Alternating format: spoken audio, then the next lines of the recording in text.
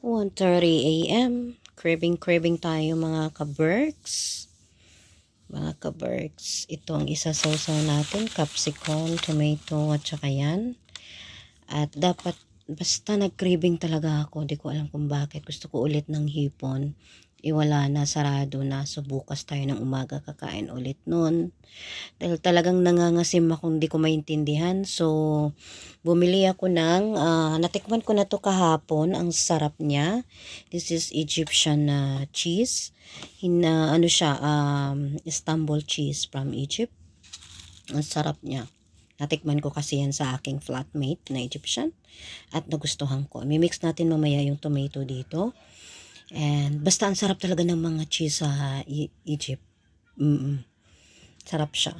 Tapos ngayon, ipapares natin ito. So, ayan po yan. Egyptian Stamboul yan doon. Nakalagay, Egyptian Stamboul cheese. Ang sarap po niya. 29 ang isang kilo. Ito, mga 5 dirham lang. Ito na siya, 5 dirham lang. Okay na yan. Enough na yan sa aking craving. So, like this. Mix with the tomato. 1 piece of tomato. And later, we will separate this one. Look, it's mixed already with tomato. And this is the other one.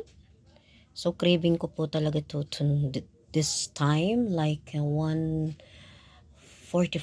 a.m. here in Dubai time. And this is the Istanbul cheese, Egyptian cheese. And let's eat.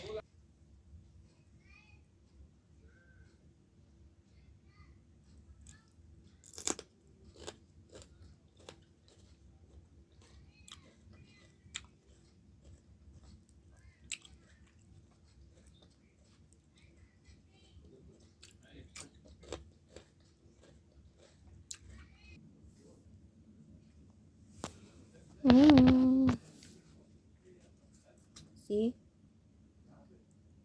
Mm.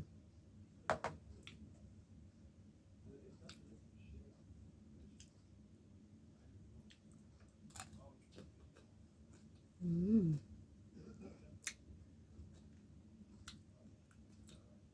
Mm.